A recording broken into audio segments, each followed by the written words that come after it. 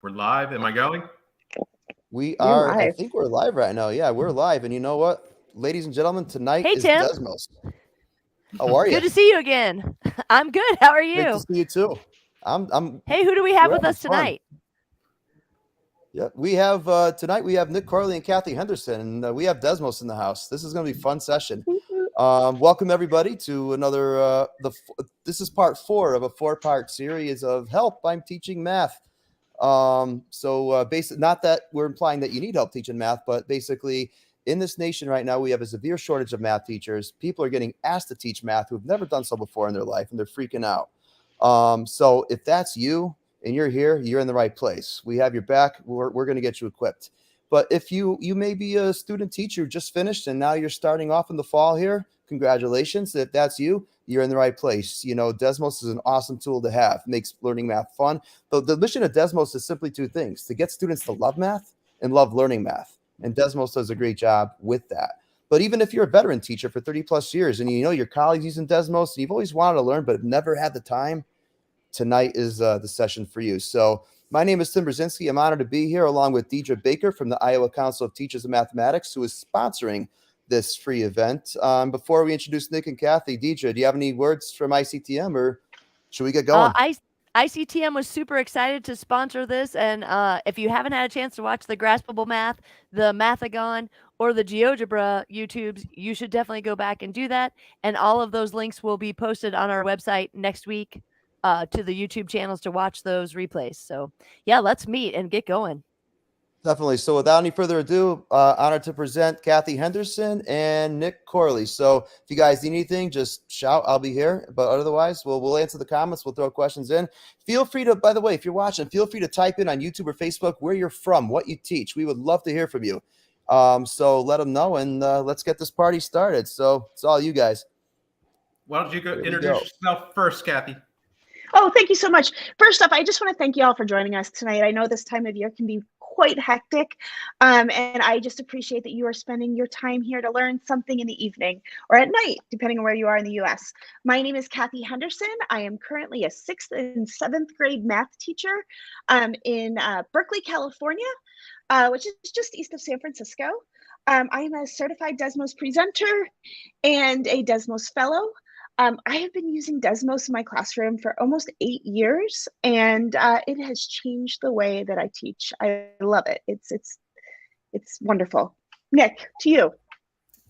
Thanks, Kathy. I am Nick Corley. I am a 8th grade / Algebra 1 teacher from New Jersey. So we got both coasts represented and probably everywhere in between with all those. Similar to Kathy, I am a Desmos fellow, a Desmos certified presenter, and basically a lover of ed tech tools in general to energize the math classroom. The other tech tools that were shown on the episodes before this are ones I also use in our classroom. So just up here, Kathy and I are pretty active on Twitter. So there's our Twitter accounts right there, but we also have our email accounts if you have follow-up questions in the next couple of days. So let's discuss our plan for tonight. So here is today's agenda. We're going to start off with a couple of reasons why Kathy and I and so many others use Desmos in the math classroom. We're going to hop into an activity where the participants will be the students and I'll be the teacher, and we will break down and talk about the idea of what teacher moves and the control center and the dashboard when you're in a Desmos activity. We're going to debrief that experience, talk about what we like, where we can make things exciting in the classroom. We'll do a tour of teacher.desmos.com. We're going to do some building and editing of custom activities, and we'll save some time at the end for questions. And just to reiterate what some other people said, if there's stuff you like, shout it out in the chat. Keep that chat going so we can learn as a community. Like in the math classroom, math teachers need to support one another and make a community of learning together. So here are some reasons, if you ask me why I use Desmos in the classroom. The dashboard quickly gives me the ability to look at the insight of my students' thinking.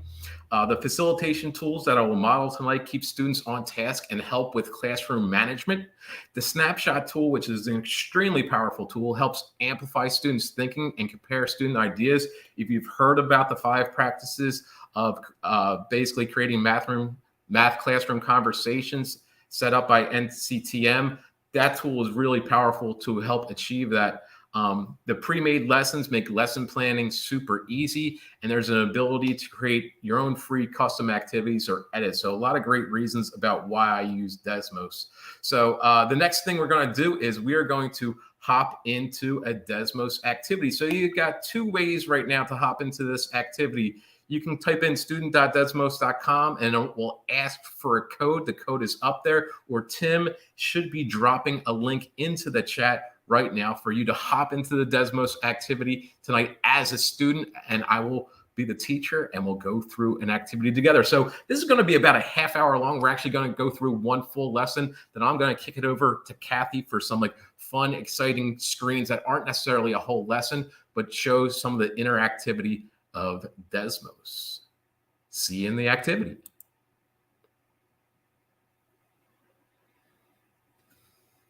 And I see people hopping in. Welcome, welcome. You can work on the first screen. The first screen is a check-in screen. Feel free to check in there. This is the screen that you should be seeing right now. It says drag the point to show how you're feeling today. So you notice right at the origin here is a draggable point. So you can drag it right, left, up, down to tell me how you're feeling tonight. Then you can give me a little bit of a blurb about how you're feeling right now. Give everybody a minute or two to do that.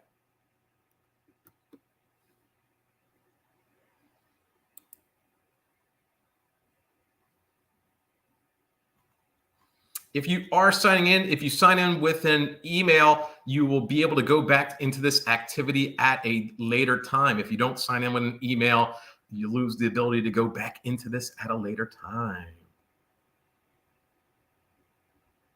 Once again, I'm just giving everybody a minute or two to sign into the activity and respond to the first question.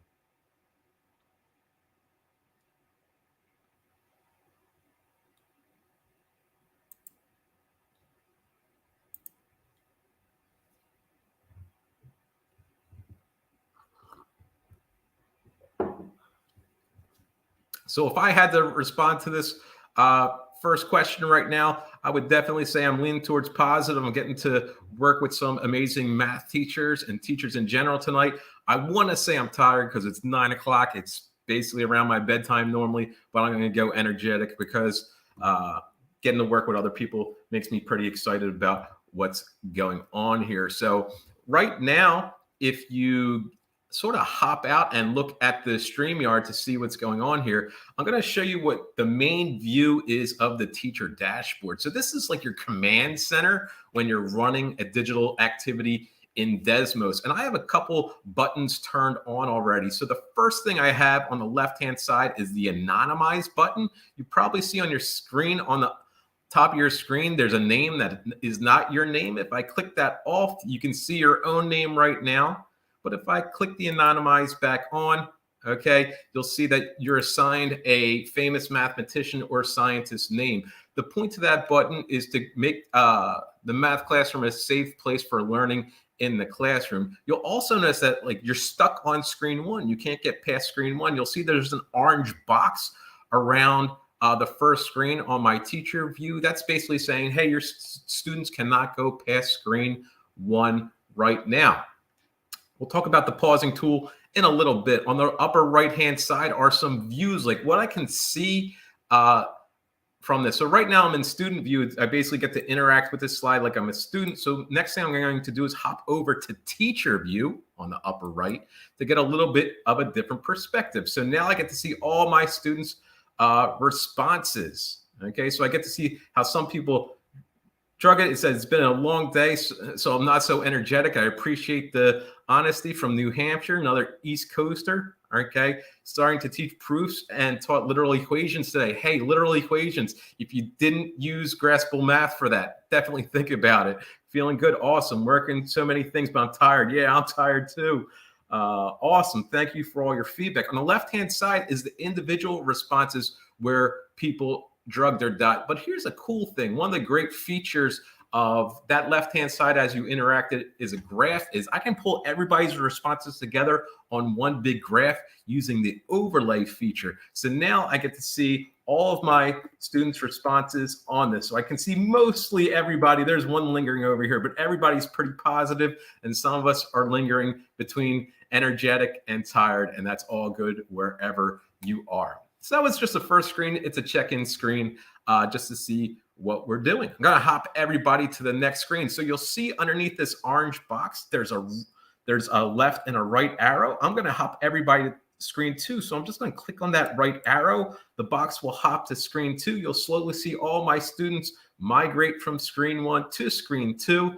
And I will hop into student view to debrief what basically is the idea here. So this activity that I'm going to be running is what's called pool borders problem. It's actually a really old problem that we're going to get to explore mathematically. I chose this because there's a lot of entry points from anywhere in the middle school level to the high school level. So your job is to buy the right amount of tiles or borders. That's these orangish or peachish tiles to go around a pool. We're basically setting the tone of the problem. We're going to be interacting and understanding what we're doing today using these tiles.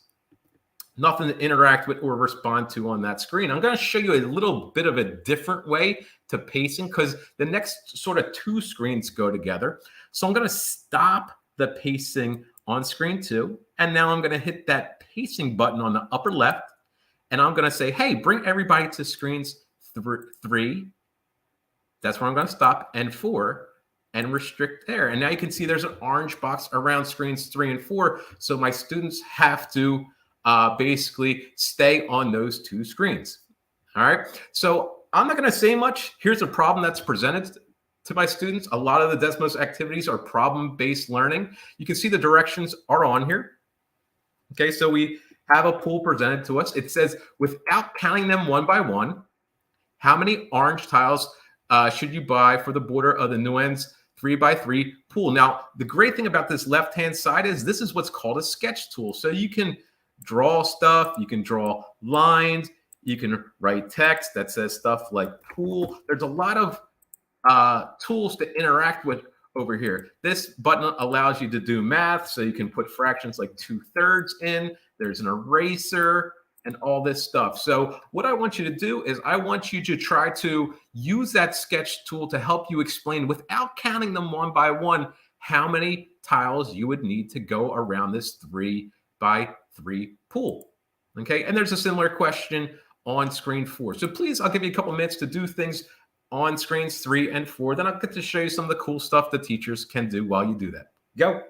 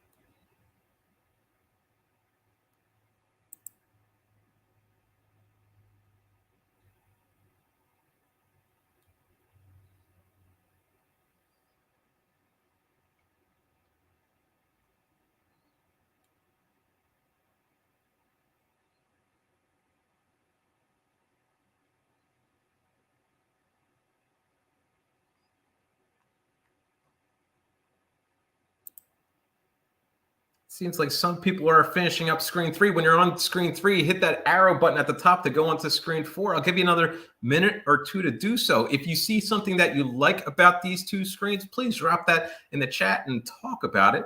And once again, another minute or 2, we will look at these screens from a teacher's perspective to see what cool things we can see from our students thinking.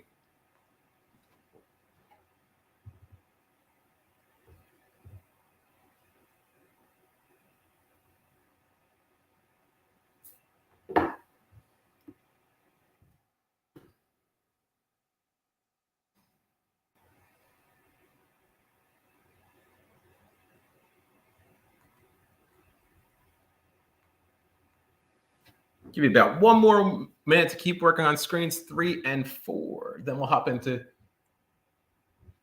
teacher view.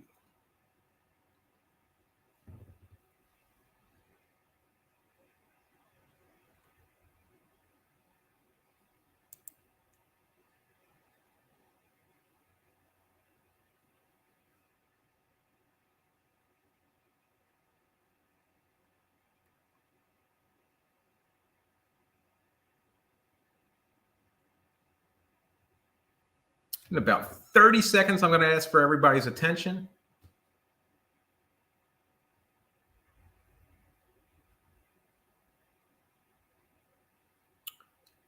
$15, 10, 5, 4, 3, 2, and 1. And I'm going to use another one of the tools available to teachers up there, which is the pause button. So on the upper left-hand side of the teacher dashboard are basically my control center about controlling my students and their names and the pacing. And you can see right now, I have initiated the pause button, and your screen goes grayed out and you can't interact with it anymore. And it's a nice little way in the classroom to get all your students' attention. My students get in the habit of when I hit that pause button, usually you'll hear an audible moan, they'll start complaining, but that's my little way of saying, hey, I need everybody's attention. So once again, I go like this, you can interact with the screen. I hit that pause button and it grays you out. So now I'm in the teacher view of this screen, and what I get to see is the student responses, and you can see some amazing ideas and amazing thought process, and that sketch tool really gave me some cool insight about what's going on here. I'm going to click on this student's responses. I just clicked on their graph there.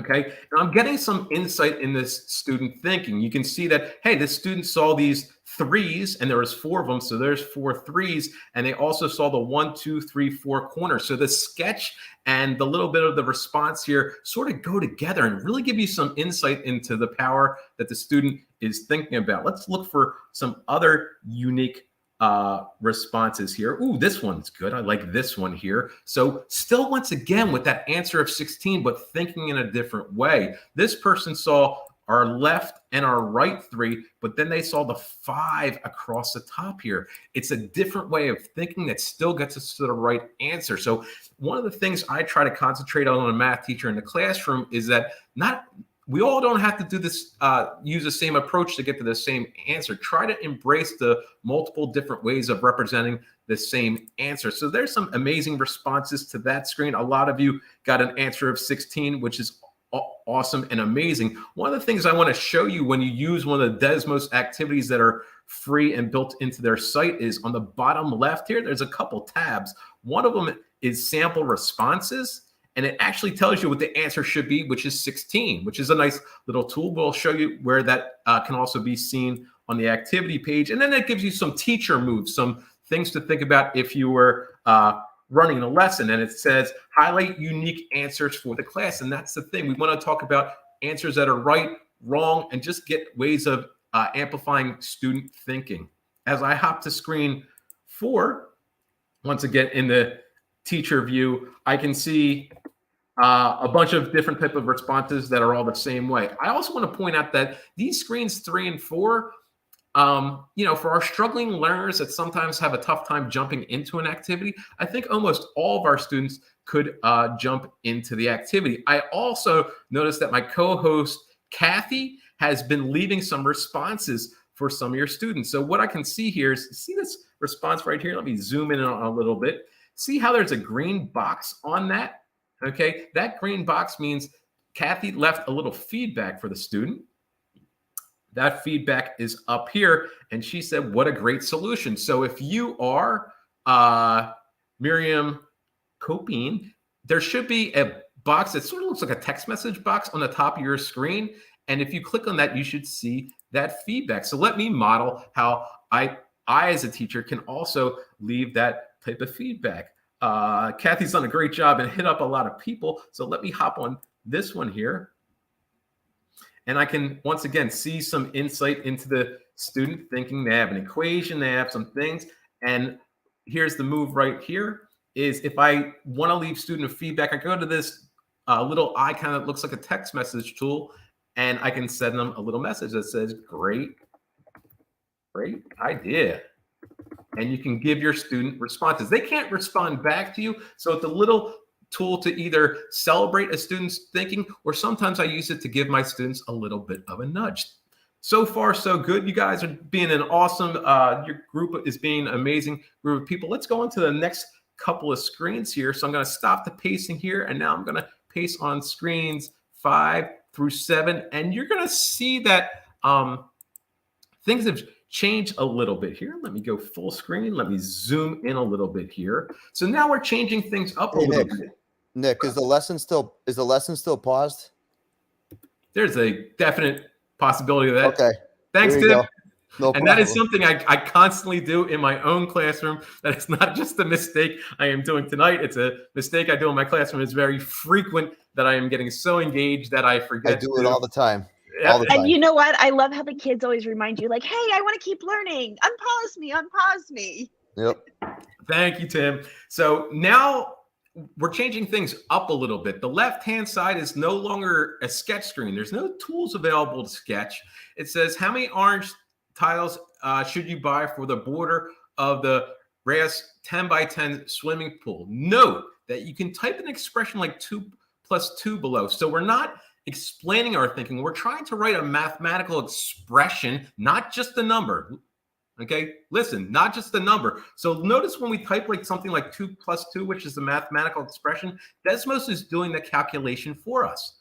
Okay, if we do something like 5 times 3, once again, the calculation is done. So on the next couple of screens, we actually don't want to, there's no sketch tool to use. Okay, we're kicking it up a notch, and we're trying to put a mathematical expression for this. And now that I think about it, I'm going to stop this for a second, and I'm going to actually let you peek back at those previous screens 3 and 4, because if you get stuck, that might be a really cool way. So spend the next couple of minutes on screens 5 through 7, and then we'll debrief to see how those screens went for you. And Nick, I hope you don't mind, but I did drop in feedback for everyone who's here, so that way some of y'all can see all how the feedback works. You are the best, Kathy. I try. And though I haven't met Tim face-to-face, I have met Kathy face-to-face, and I'm looking forward to hopefully seeing her face-to-face in the future. That's the one thing that Desmos does, is it brings together teachers who want to share and help each other out and be really supportive. I love this community just for that alone.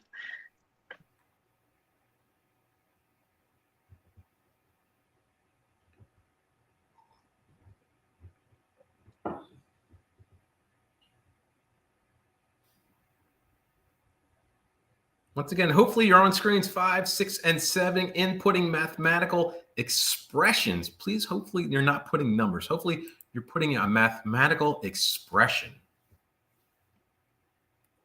Either Nick or Kathy, would you be willing to check the student's comment here?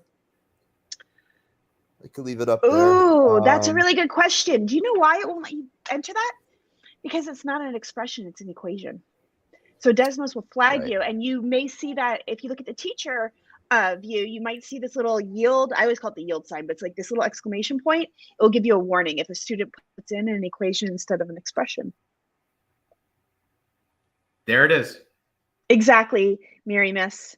An expression or the result. Otherwise, Desmos is going to flag you. And I also know that person is trying to, a little prematurely here, use variables. Where some of you who have taught math or are thinking about teaching math probably want to start using variables. On these screens, you're writing mathematical expressions using only numbers, though. Using only numbers. Give me another minute or two to work on those screens.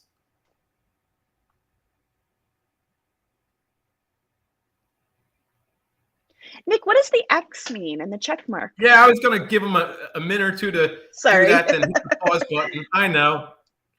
We're on the same line. I'm so sorry. I don't mean to. You and I have been equally trained. It's like you're reading my little notes to the right of me. I'm sorry. No worries. I'm going to. There's nothing to be sorry about. You're doing what I'm going to do. I'm going to give everybody about 30 more seconds to work on up to screen 7.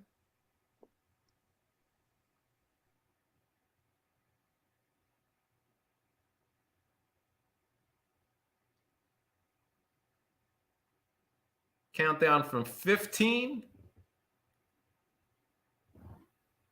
10,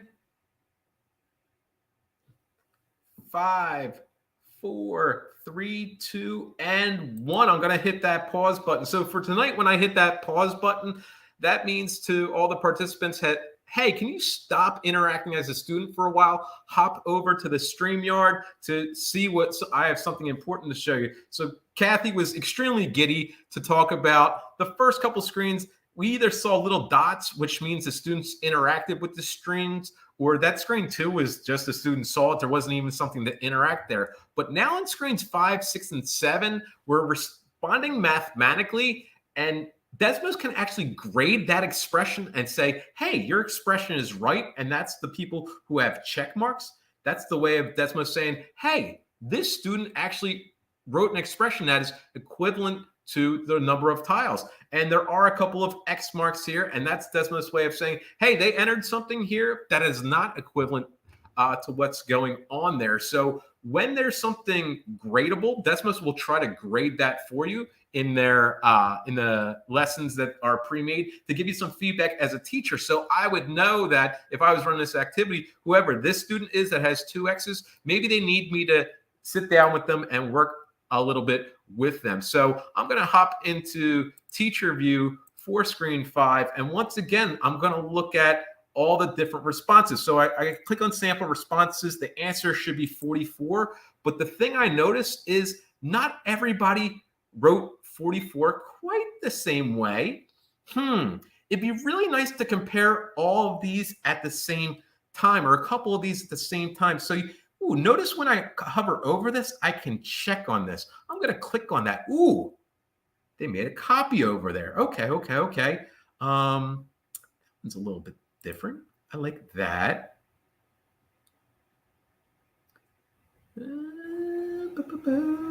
Ooh. So I just clicked on 4 responses that I liked, and notice they're all here together, and it says present 4 snapshots. So look what happens when I click this button. Ooh. They're all together for me to present. So I'm now looking at multiple representations of the same idea. And now I can give the screen a little title like, how are they the same?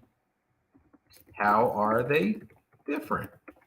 And now we can, as a class, discuss the different approaches to doing this. And we can highlight different students' thinking and how they all give us the right answer. And it's an interesting thing to think about is, if we were to make a sketch that goes along with this, what do you think this student's sketch would look like, as opposed to what does this student's sketch look like? And we can really get some interesting comments. What I like to do is I like to say, how do you think this student who wrote 10 times 4 plus 4, what was their way of thinking? And what somebody might say is, ooh, they think about the 4 corners, and then there's 4 strips of 10 on the top, bottom, left, and right. This is the idea of that we saw before another student do, is that they probably thought about the 12 across the top, the 12 across the bottom, and the 10 up on the side. So we can see there's different ways of thinking to get to the same answer. These responses that I'm giving are actually what I would ask students to do in the classroom. So that's one way of creating what's called snapshots. And I'll show you a different way. But you can see that we're sort of increasing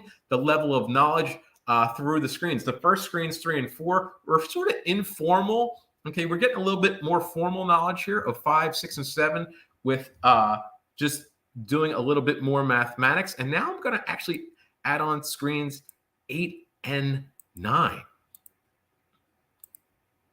So now, and there was somebody who really wanted to do this already. So here's what happens. Now we're going to remove some numbers and we're going to bring in variables. So before we were looking at 3 by 3 pools or 10 by 10 pools. So now we're transitioning from, okay, let's take numbers away from those pools. And let's say we have an n by n pool.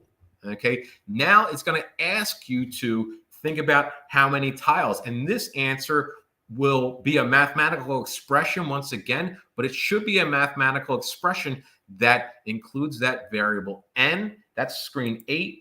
Okay. And on screen 9, after you input something on screen 8, you're actually going to be able to test your response on screen 9. So I'm going to give everybody a couple minutes to do screens 8 and 9. Once again, please leave feedback about how you like interacting with these screens. Go, screens 8 and 9.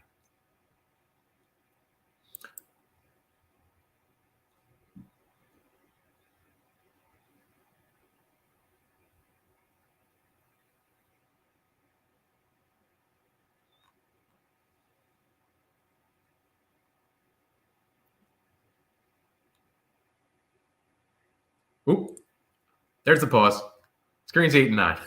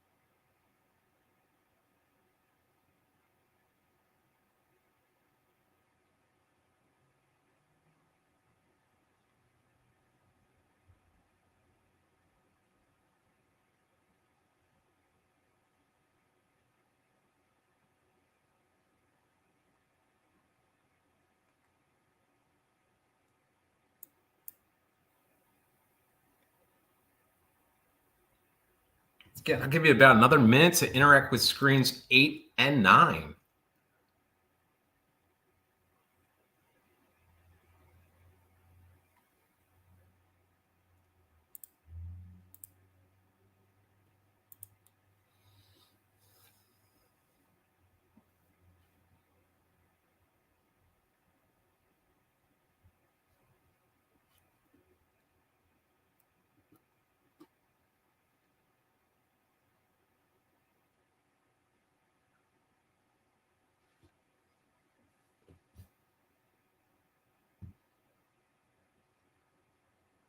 About another 30 seconds to work on screens 8 and 9. Once again, if you see something cool that you like, drop it in on the chat. Talk about it, learn as a community.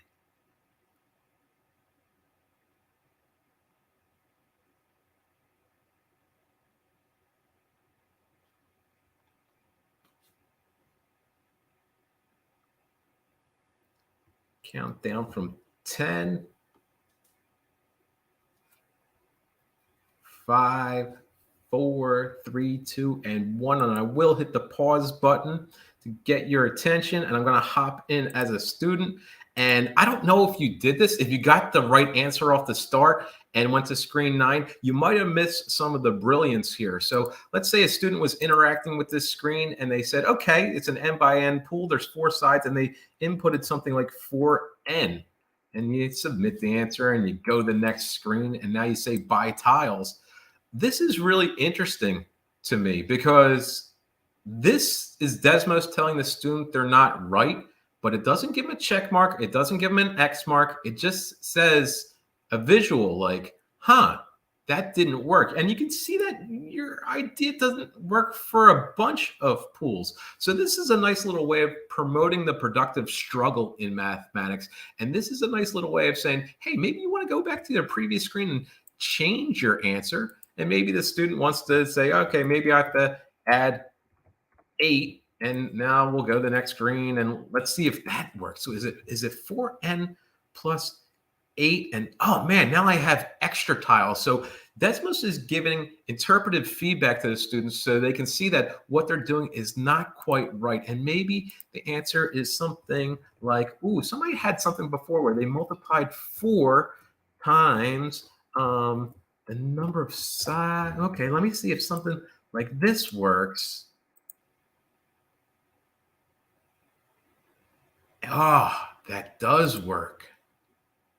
Ha, that does work. And this is not the only expression that works. So here's their expression. So they're giving the students feedback, but in a way that promotes the learning. It's not just you're right and you're wrong. It's a little visual way to say, maybe you need some more, maybe you need some less. So it's really helping the students through this. I'm going to show you another way to create those snapshots in a little different way. So I'm going to go from summary view and I'm going to click on the first student's response. And Oh, I sort of like that. So you can see now when I'm in the student responses, like this one, see how there's a little camera there?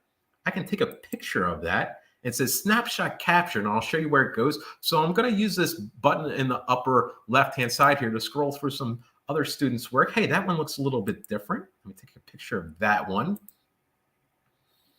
That's the same. Sort of the same. A lot of people put the same. That's the same. I'm looking for answers that are different.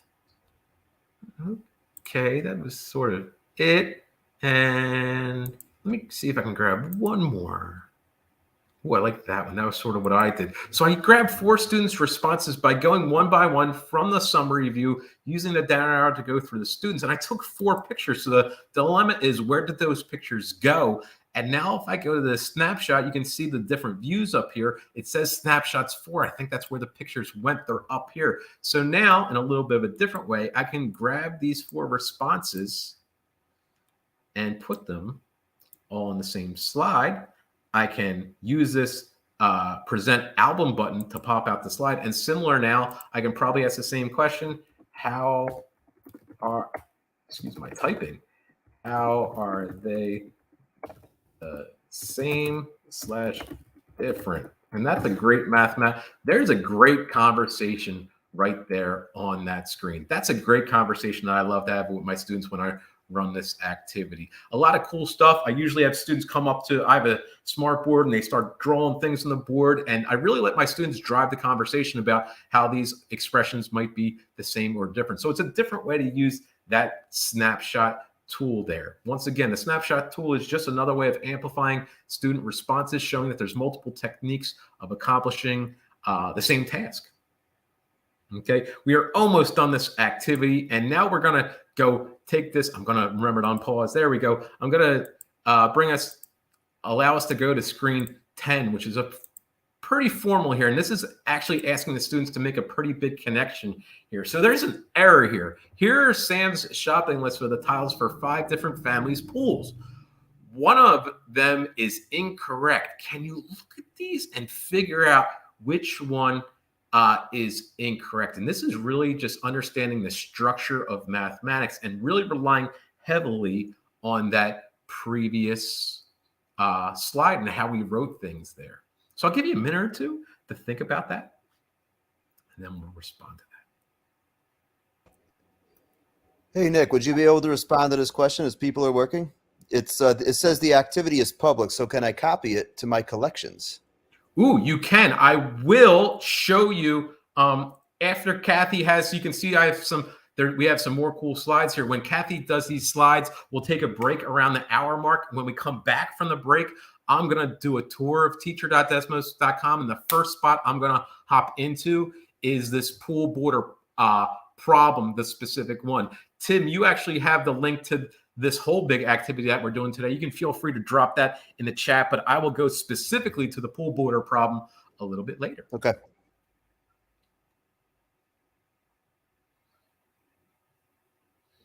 So in an effort to save time, most people have responded. I'm going to go into teacher view here, and I can see that mostly everybody who responded chose cruise. Okay, and you can see that this is a multiple choice question, and one of the things you will see with the multiple choice question is the show correctness button. And when I click on that, I can see that everybody who responded was correct. For the students that were struggling to this, what I like to do is I like to go back to those snapshots, okay, pop them out, and I really like to concentrate on this snapshot right here, okay, this one where, hey, okay, we're doing 4 times some quantity, which means the amount of tiles that we buy is always going to be a multiple of 4, okay, which means when we come to analyze this screen, cruise was the only number that is not a multiple of 4. That one can't be right. One more screen is on this activity. Once again, if I go into student view here on screen 11, it says in this activity, we progress from like expressions with just numbers to expressions with variables. And when is each kind of expression for more valuable than the other ones? And this is just a really great expression because you can see that the design of this lesson is really to understand like the power of variables and the power of how we write expressions and how they can let us solve a lot of problems. Interesting thing is if we go into sample responses here, and I'll zoom in a little bit so this is a little bit bigger for you. Sample responses for students as variables are really effective when we have lots of pools to do this with, okay? Coming up with an expression with variables once and use it a lot. A lot of students are really hesitant when they start incorporating variables into mathematics, and this activity is a really powerful one that really helps us see like the power of variables and how it can help us solve problems. I am going to turn off pacing for a second. I am going to stop pacing and bring everybody to screen 12 real quick so we can debrief this activity together real quick. So if everybody would please respond to this screen for me. So what we just did was basically a full Desmos activity. We've looked at a full activity and just what did you notice about it? Below, mention something that you liked about the design of the activity or how the teacher dashboard helped facilitate the lesson. If everybody could do that, I'll share some of those responses, and then I will kick it over to Kathy. So I'll give everybody a minute or so to respond to that prompt. Go.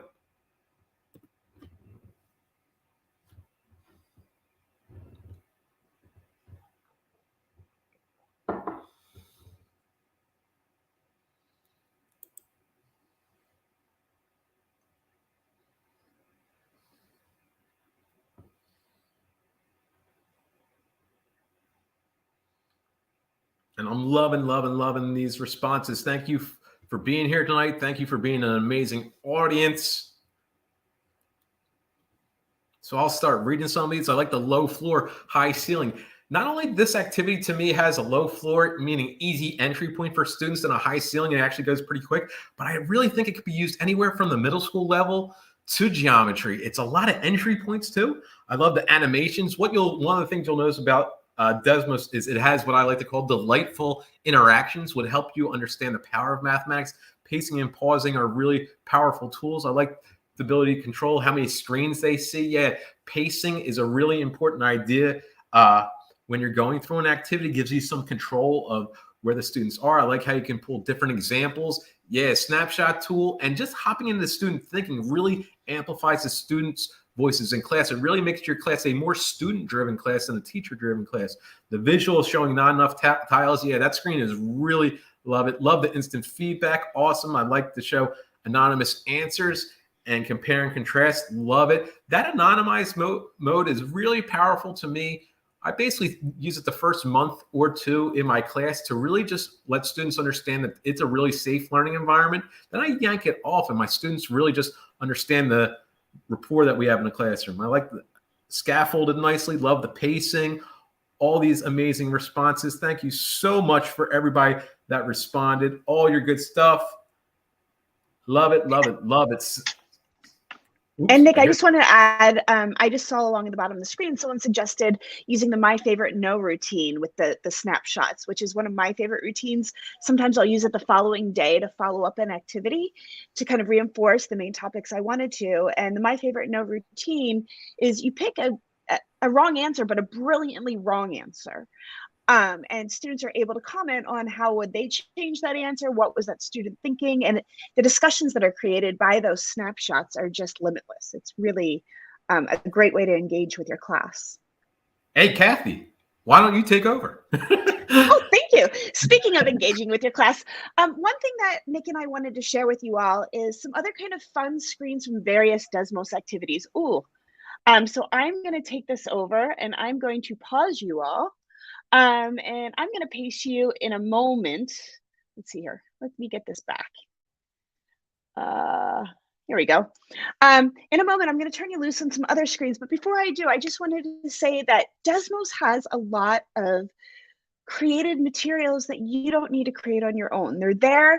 You can use them tomorrow in your classroom. And I appreciate that as a teacher who's busy, who doesn't have time to reinvent the wheel, and to have activities that have been through a vetted group of curriculum instructors, of brilliant educators. I appreciate the availability of all these activities. So in the next couple of screens that I'm going to give you, they aren't a singular lesson. They're bits and pieces from various Desmos lessons that are all available to you. And what I'd like to do is give you some time to go through those screens. And then after the break, Nick is going to give you a tour of Desmos, and then I'm going to show you maybe how to build your own activity if you're interested. Just a real short overview on how to incorporate these screens into your lesson plans. So, Hey, Kathy, can I yeah. just ask you quickly? Would you be willing to make your screen a little bit bigger, please? Like this way Thank or you. which way? This way? Or Okay. just to make the font larger. Yeah, that'd be awesome. Thank you so much. Gotcha. I'm so sorry. That's fine. Okay, so what I'm going to do, folks, is I'm going to move you in a moment over to this is a slide from the paint activity, and the paint activity is an introduction to ratios in which students get to mix their own paints, and they get to see the dynamics maths occurring in front of them. After that activity, I also have a slide from one of my favorite activities. This is called turtle crossing. And in turtle crossing, I'm going to ask you to draw a graph that correlates the distance from the water of a turtle to the time it takes that turtle to cross the sand. When you have this opportunity, take chances and draw different things in the graph, and then you're going to be given a play button. Hit play and see what happens with that turtle. So I'm going to paste you now. I'm going to move you over here, and I'm going to unpause you. Take a couple minutes to play with these two slides. See if you can get correct answers. Try to get some wrong answers and see how Desmos responds to your wrong answers. And in the turtle activity, just to point out again, as Nick showed you previously, there is an opportunity to use various drawing tools at the top of the page. And there's even an eraser if you'd like to erase your graph after you draw it.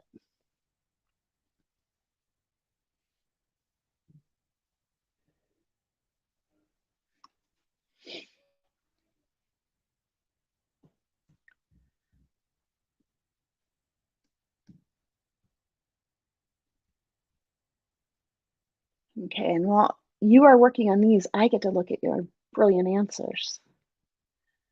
Oh, I'm seeing some really interesting graphs that y'all are drawing for this turtle. I wonder what happens when I draw a really squiggly graph. I wonder what happens when I draw multiple lines. At this point, most of my students are trying to break this. They'll draw all kinds of things and see what happens. And it's really interesting to see the interactions of the graph. Florence here drew a straight vertical line. Like, what is this turtle going to do? If I hit play, what happens when the turtle hits the vertical line? And if I want to have a cliffhanger in class, I can hit pause while I'm playing this, and we can talk about it as a group.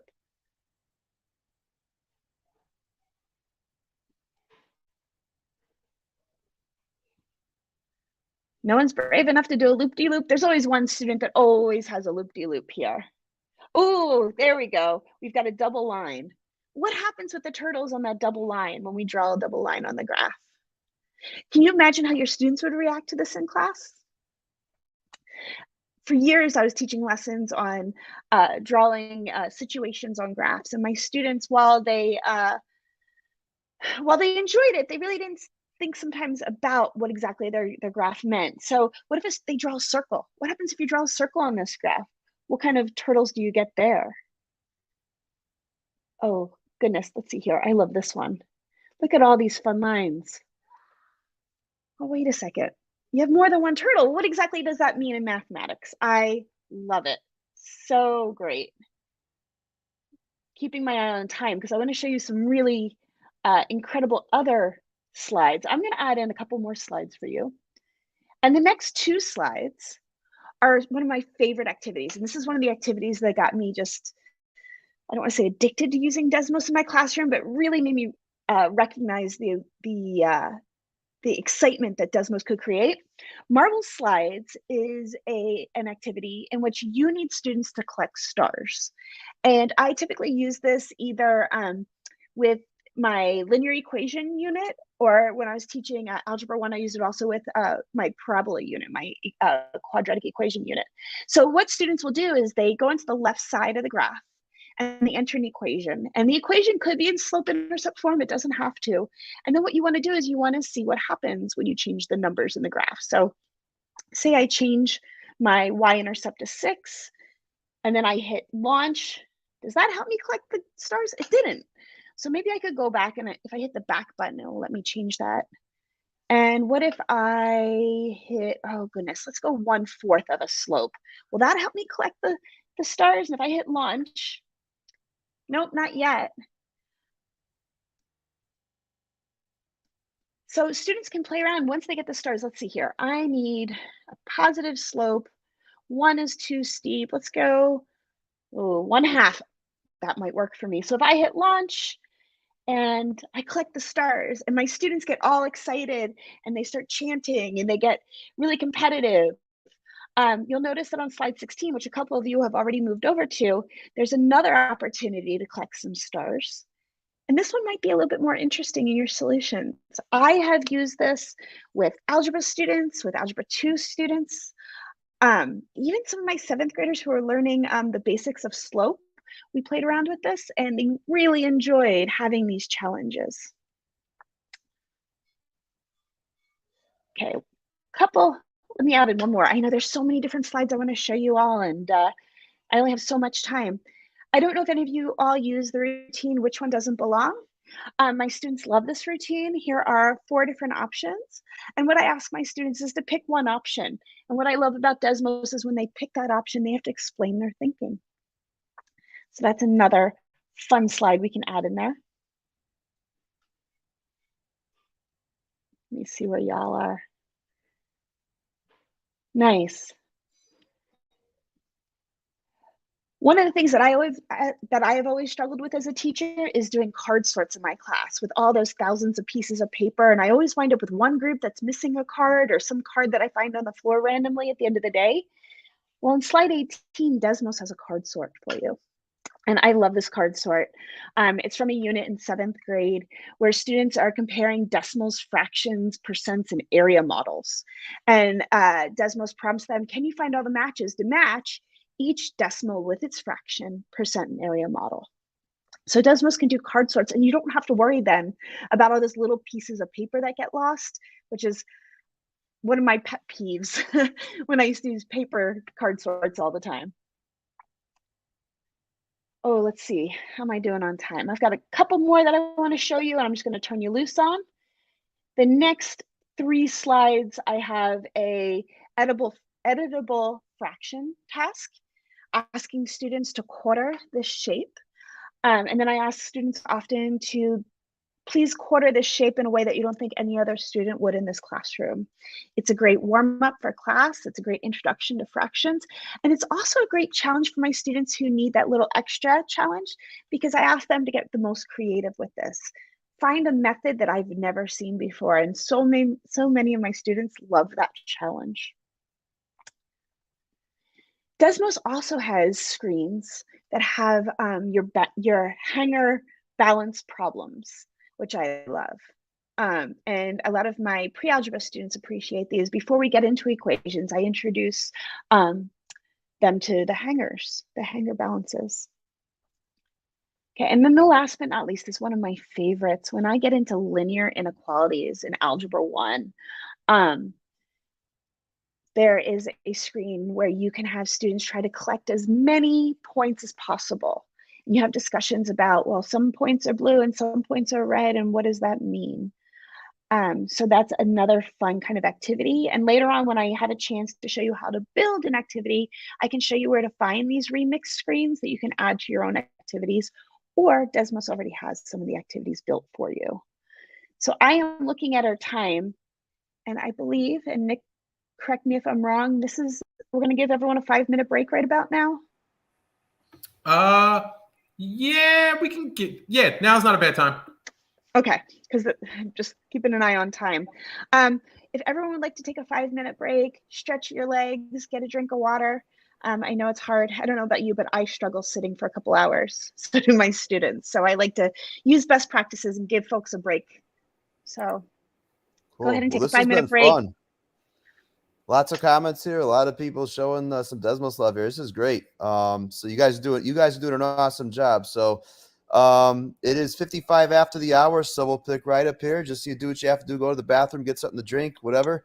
come back here. We'll start maybe like 01 or something like that. So we'll hide everybody and everything, and we'll be back soon. Very specific. Sounds Oh, good. one. Thanks. 01. There you go. Don't go away. We'll be back.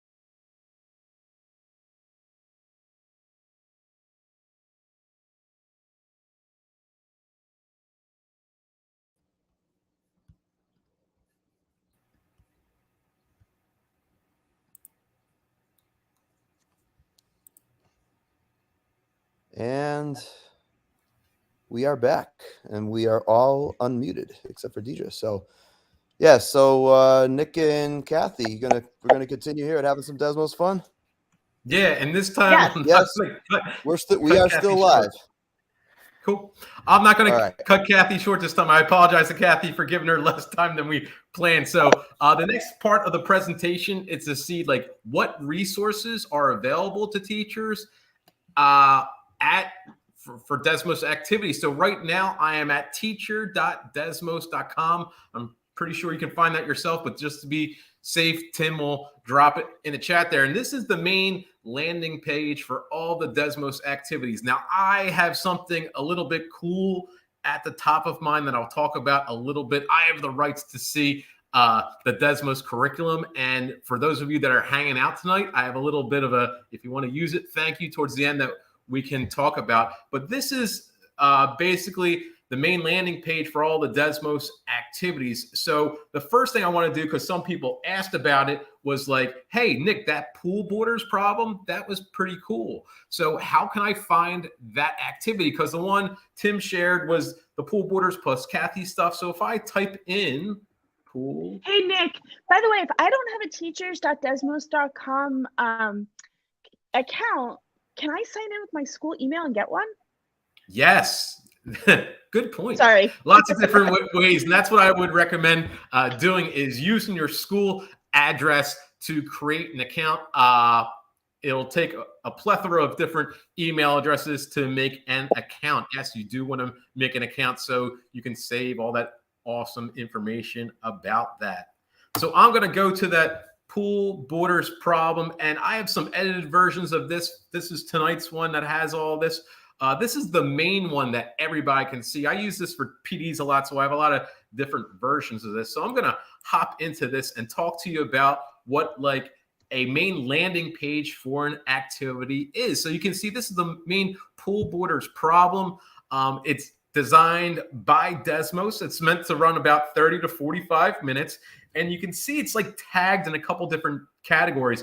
One of them is distance learning, I believe, for 7th grade. The other one is the power of expressions. And I'll talk about those ideas here. And you can see it's actually even converted into Spanish and French and Hebrew. So there's, you know, if you have those type of students, that's some ideas about how to do it. So it's in a couple collections.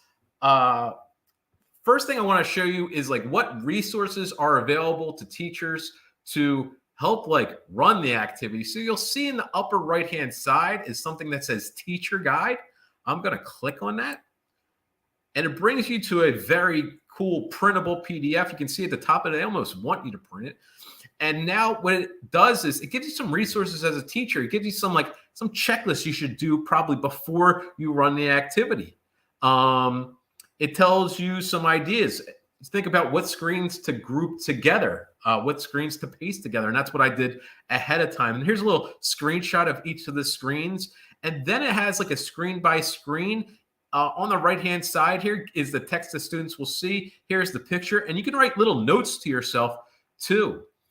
In addition to that, those little buttons on the bottom left-hand side that have teacher move and sample responses, they're all here. So it's a really cool way of basically prepping your lesson and thinking about how you're going to run this activity with your students. So it's a nice little teacher tool for the pre-planning stage of the lesson. And Nick, what I usually do, because I don't have the space to carry multiple pages with me while I'm teaching, I'll just print off the page that has all the previews of the slides, and I'll write myself notes like, hey, pace here, pause here. This is a key question slide. Make sure you ask the following questions of the students. And that way I have a singular page in my hand after I've read the whole teacher guide that I can use while I'm in class. Yeah, I do something similar. Because I like to keep it as small as possible. Yeah, the pages would be a lot for me. And I used to do that earlier in my career. So now usually I just have a little Post-it note that I keep next to me about what screens get pasted together. And I have a little star next to certain screens that I want to use the snapshot tool. So it's very similar to what Kathy's doing. But this is a great little screen to print out here. I think this is what Kathy was talking about. Exactly. Now, One of the things on that checklist that you should do before the activity is experience the activity as a teacher. Now, if I want to assign this to my classes, that's on this page, this green assign button. There's a drop-down menu. And what I did for tonight is assign a single session code. And that's the idea of you make a code for just a group of things. One of the things I recommend, and just because our time restraints, we can't do it, is there's something where you can set up classes in Desmos, and we're going to give you some continuing learning materials and places to keep looking. I would seriously consider setting up classes. Once you give your class one of those six-digit codes, you basically can push out activities to them. You can link it to your Google Classroom and all this. But if you as a teacher just want to experience the lesson as a student, you don't have to assign anything. That's what this student preview button is for. This throws you right into the activity as a student without being able to create a code. So this is one of those things in the pre-planning stage that you really want to do before you assign these lessons to your students. You can just cruise through it. And once again, we have the teacher moves. The sample responses are built in this, just like you would see in a Desmos activity. And can I just add there, Nick? My school uses Google Classroom as our LMS, and it's really easy to link my Desmos classroom to my Google Classroom. And Tim just posted that. And it just makes it one less step for my students. It's really nice to have that connection. Awesome. Thanks for hopping in. Let's go back to the main landing page. Now, Desmos makes things really easy. You don't have to retype teacher.desmos.com. In the upper left-hand corner where it says Desmos Classroom, yeah, I know I've been abusing it. It's a hard transition to me, but technically when you're in a Desmos activity now, you're technically in Desmos Classroom. So if you click on that Desmos Classroom in the upper left, that's always going to throw you back to the main landing page here. So let's see what other things we have available to them. Let's go into the featured collection. So we got the home button. Most popular. They're just going to be the most popular. Let's hop into these featured collections. So what Desmos has done is they have 24 of these collections where they've thrown a bunch of activities together that can be grouped together, whether you're in high school teaching about conics, distance learning, algebra, calculus, and all that stuff, down to grade 6, okay, grade 7, okay, distance learning, grade 8, and there's even elementary ones. Let's hop on. Desmos has elementary activities? Sure it does. It has some pre-built ones for you. There's stuff about adding whole numbers, adding integers, polygraphs. We just don't have time, but polygraphs are so fun. They're like the math Desmos version of that kid's game Guess Who, where students have to pick an image and you have to ask questions about. There's time tasks. There's a bunch of polygraphs. So Desmos really has collections for everyone, for every teacher at every grade level. What I always like to keep an eye on is, and this is one of my favorites, is always going down there. Where did I? There's middle school statistics, modeling, recently released. Because every time Desmos makes an activity, they make it like better than the previous one. So I'm always ducking in here to see what cool activities Desmos has released to the public. And these are all free public activities. There's a paint one, flat. All these are really amazing. It's about tessellations, the scaling machine. So these are their most recent released activities that go out to the public. They're really, really cool. Once again, gonna hop back to the main page and talk about other things. Under this idea of, it is a feature collection, but it's on the main landing page because there's a lot to do in it, is the idea of these starter screens. I'm gonna click on this and it's a lot of things. So screens for checking in, if I click here, that first screen where we drug the dot to how we feel, that's right there. I think, Kathy, you're going to talk about copying and pasting, right? Exactly. So I'm going to help you build. Yeah, so when Kathy does building in a little bit, she's going to tell you how like you can grab a screen you like from here and put it into your own activity. So these are a lot of like SEL and just little check-in screens with your students. Really cool ideas. There's also screens for checking out for understanding. There are screens that would go at an end of the activity just to see how the lesson went for the day for the students. Kathy mentioned that one little cross button was from editable fraction tasks. A lot of great options there. So that's definitely something at the elementary school level or early middle school level. Popular screen mixes. Oh, these are bunch of really cool ones. So there's linear inequalities. There's one about coin capture. There's a land the plane. There's a slalom one. There's the hangers that Kathy talked about. There's really a bunch of great screens that are really good to just fun, great interactions available. This whiteboard one is a really cool way to basically like give students a digital whiteboard, and it's a really cool way of like asking your students to, you could grab like the graph whiteboard one, and I'll literally just keep on over and over again, give my students verbal prompts on this one screen and say, hey, sketch a line that's increasing, sketch a line that's decreasing, sketch a line that's vertical. And as they do each one, they'll just, if I said increasing, they do something like this. I go into the teacher view and overlay and check to see it's all good. And the students clear it and go to the next one. Really cool way of like a digital whiteboard with a lot of different, here's isometric. There's a lot of cool things. Desmos is really taking care of their teachers, trying to make things as easy as it can be for them. Classroom data collection, a lot of different grade levels have standards in them about data collection, and random generators are pretty cool too. So we can something like roll 4 dice, and you get to roll the dice and see their responses. So that's also a really awesome and cool thing. And Kathy, once again, is going to teach you how to, if you like some of those screens, copy them and bring them into your own custom activities. Now, there are a bunch of activities on teacher.desmos.com, but it's not like every possible activity that's out there. There's a lot of teachers out in the wild who are creating Desmos activities that maybe if you're not ready to build your own yet, but you're ready to like sort of start looking for them, you can do. So I'm going to go into Google and I'm going to do something like teacher.desmos, and you can see .com and look at fractions. And you can see that, once again, do a Google search. I recommend starting with teacher.desmos.com and the topic you're looking for, and you can find stuff. And this one, here's Dr. Milo, who I actually know, who teaches at Rowan University. He actually collected 51 different Desmos activities and put them in a big collection. So if you're teaching about fractions, Dr. Milo has like hooked you up. And Jen, she's a Desmos fellow, created that activity. That's a Desmos created one. Hey, Kendra, she's a Desmos fellow. She created that one. Kendra, so there's a bunch of activities that you can scroll through. Hey, Michael, he's on the staff at Desmos.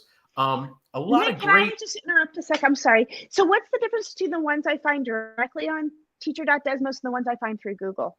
So the one on teacher.desmos.com are only 2 types of activities that I consider, and Kathy, you can give some input into this. One is activities that are created by Desmos themselves, or 2, activities that Desmos saw other people create that they put the nice finishing touches on. So they've been vetted by the Desmos team and put on there. That doesn't mean they're the only ones, but if you don't find, my first check is I always go to teacher.desmos.com, use those. You can use their search tool up here to find certain topics. If that doesn't work, my second option is to do a Google search.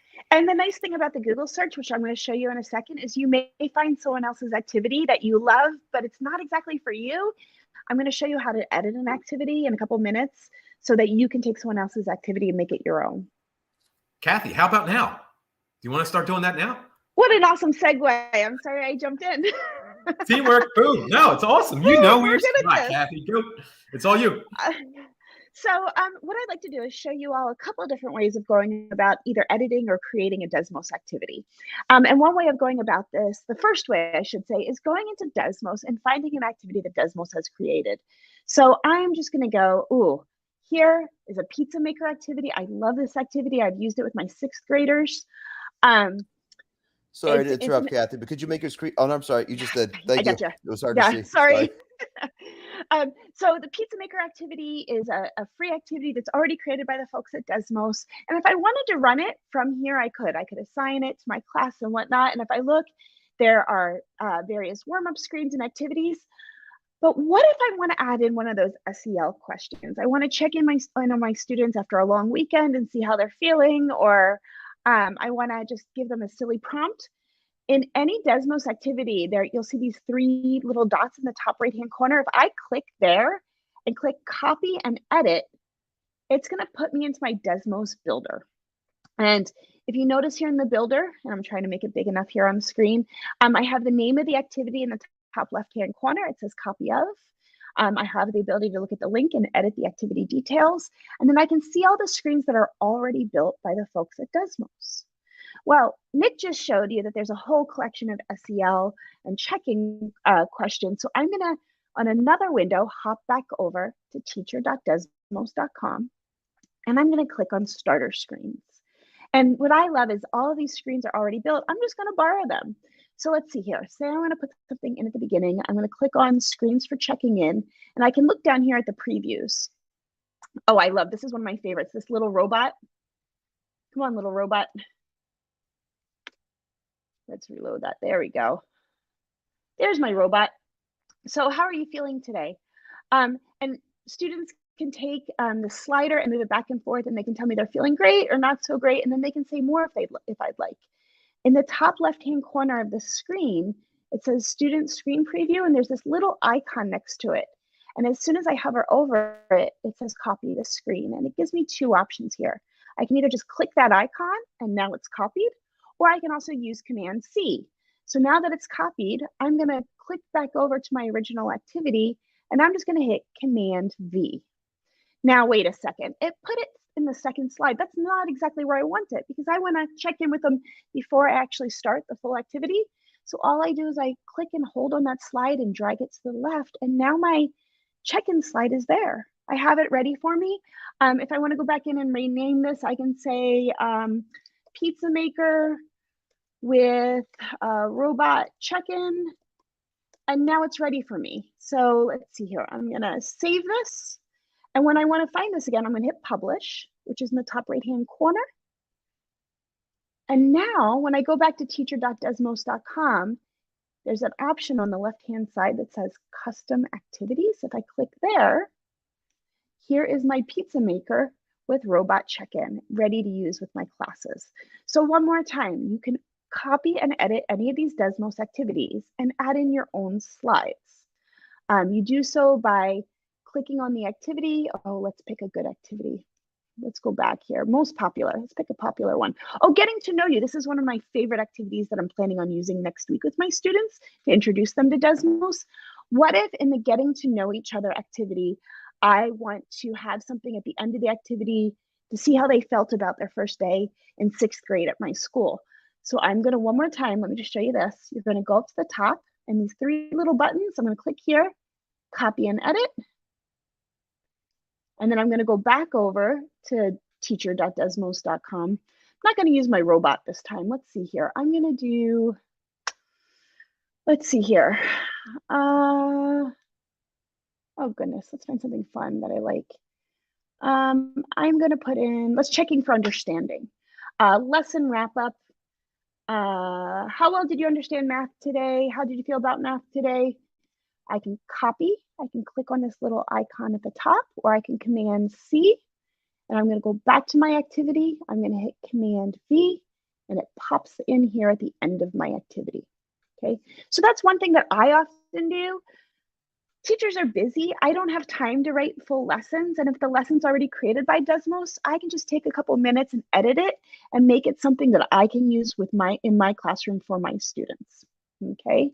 So what if you're like, yeah, I want to do a little bit more. I want to do what Nick was saying, where he said that he puts in multiple screens so kids can graph increasing and decreasing graphs or things to that kind of idea.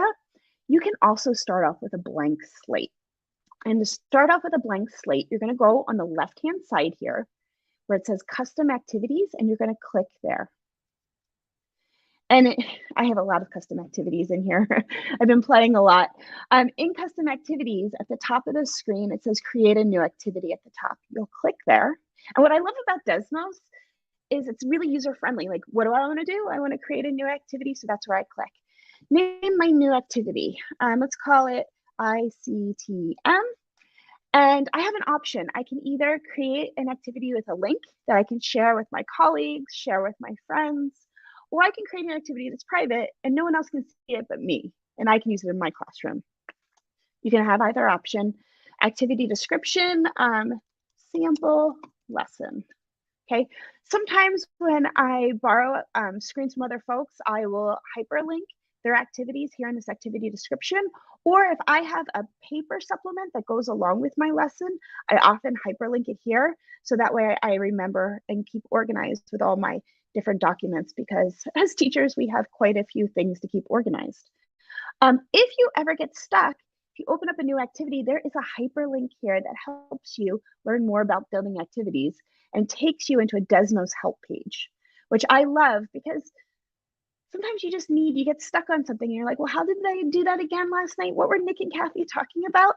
You can find it right here. So I'm going to go back to my activity, and it bumped me out of there. So I'm going to create a new activity, ICTM lesson, sample lesson, and I'm going to create a new activity. This can be public.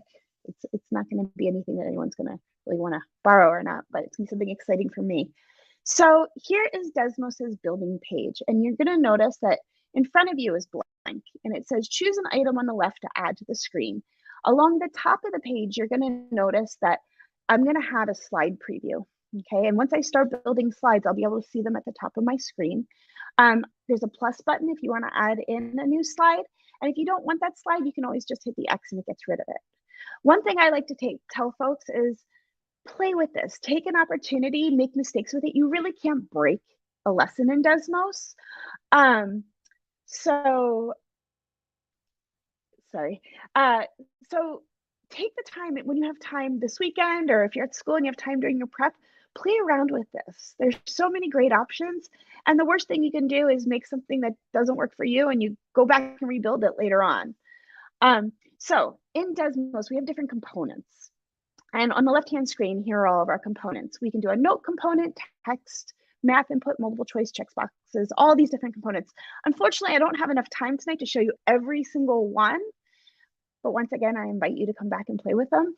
The other thing you can do is you can also build your own teacher tips. Those sample responses that Nick showed you on the bottom of the screen, you can actually input your own teacher tips into these activities. If you're interested in this and want more information after tonight, we do have links to other webinars on building. But let me just show you a couple of really cool, fun, and exciting things. On the left-hand side, you're going to notice that these top 12 components give you different options here. And if I click on them, they can pop up on the screen, and I can always delete them if I choose not to use those. But all those top 12 components are not full screen. They're part of the screen. They won't show up. Like if I click this graph here, it shows up on part of the screen, and then I could actually put a note with it, okay? And they share the screen together on my slide. There's also options that are full screen. So on the bottom down here, there's a graphing calculator, the marble slides, which I quickly introduced to you earlier, card sorts, a polygraph, which I wish we had time for because it's one of my students' favorite activities, and a polypad, and this is a new thing. I don't know if y'all had a chance to sit in Mathagon's polypad webinar the other night, but polypad is now integrated in Desmos. And let me just click on it and show you what happens. If I click here, I can see I have a polypad screen in front of me. And I have options to all of these incredible manipulatives. Thinking about my 6th graders, we're going to be talking at the beginning of the year about fractions. So I could set things up like a fraction bar on the screen. I could have them build different fractions out of different fraction bars. And if I want to set it up when I'm building it, if it's on the screen here and I hit preview, it's going to be on the screen when my students start working. So we have these incredible options. And I haven't even had a chance to play with all of the different aspects of polypad. I need to take the time to do that. Other types of screens that you might want to include in your activities. If I hit the plus sign, maybe I want to create an ordered list of things. I'm going to be talking about integers this year with both my 6th and 7th graders. So what if I ask them to put the following integers in order from least to greatest? And the order the from is going to be least, and we're going to take them to greatest. And what if I put in a couple numbers here, like -1, 10, oh goodness, -1,200. And if I hit preview, look what happens. It puts them Hey, Kathy, could you enlarge the screen again, please? That perfect. There you go. Sorry about that. If I hit, sorry, I'm used to Zoom and aspect ratios. I'm sorry about that. If I hit preview, I now have this opportunity to have these different numbers, and my students can reorder these. And I can put them in least to greatest order on the screen, which is such a great idea, especially when I know I get into fractions and decimals and I want students to compare them. I can create a real quick activity where they can order the different numbers. Other fun things that they can create, a sketch. What if I decide, oh, I won't put it on that one. Let's do this. I'm going to make it a new screen, a sketch. One of my favorite prompts for warm-ups for kids is draw an animal or draw a picture that describes math as an animal. And it's silly and it's funny, but sixth graders are silly and funny. If I preview this, my students can now draw me a picture. And I can create my own, please don't judge the drawing. But my students can draw me a picture if they thought about math as an animal. It's a great prompt. It's a great way to start school on a Monday morning, getting them to kind of be silly, but also talking about math and how it relates to other aspects of the world. So what if I wanted to create a graphing slide? You have opportunities. If I hit the first graph on the top over here on the left, on the top part of the screen, I can create a graph. And if I click edit graph, I can throw a graph in there. Oh, let's do y equals x minus 1. And if I go back over here and hit done, and then I hit preview, there's my graph. So what could I ask students about this? Well, maybe I want to ask students, what is the slope of this line? But wait a second, if I only put the graph there, where are they going to input their answer? Well, the nice thing about Desmos is it's just another button. I can just input, I can click on math input on the left-hand side, and I can click here, and now I have my graph. And if I hit preview, they have a little input area here where students can tell me what the slope of the line is. The slope of this line is 1, and they can submit that to me in class. So we have these options to build things in Desmos. Let's see, what else do you want to build? Let's build. Nick, what are one of your favorite things? Oh, you had mentioned the drawing slides, correct? You had mentioned those graphs where you like your students to draw. So if we go to teacher.desmos.com, we can actually find all those whiteboards, right? Yes. So one of my big ones is to just grab the coordinate plane one. Oh, okay. Or you could actually, Kathy, why don't you show them how you can make the background a coordinate plane instead of copying and pasting? Okay, so what if we did this with the draw component? Let's do this. Yeah, here's my coordinate plane. And then what I can do is I actually can create it with a sketch component in it. And I did that by clicking the top 3 dots up here on the right-hand side. And I clicked it, it gave me an option for sketch. So now I have an option. I can give students the option of using pencils or lines, math or text. And if I now preview this, let me get rid of my question because now my question's irrelevant, isn't it? If I preview this, now my students just have a blank screen that they can write on. Like Nick was saying, draw an increasing graph. So they can draw their increasing graph, draw a decreasing graph, and so on and so forth. So that's another option. So what I'm going to ask y'all, take a moment and go into teacher.desmos.com and see if you can create something. Either find an activity that's already built and add your own slide into it, or create something from a blank slate. Take a minute and try that. So one more time, if you go into your activities, you can edit them. You just pick any activity, you go to the top screen and click on the 3 dots, and you can hit copy and edit. Or you can try to, I'm going to put Kathy and I on the spot because I'm ready to go too. If you want to challenge us to build something, feel free to be like, hey, oh no. Hey, Nick. Oh, see, I love this. I like being challenged. We might. Oh, you want a challenge? Not from you, Tim. Oh, come on. Somebody mute Tim. Tim's got the mute button.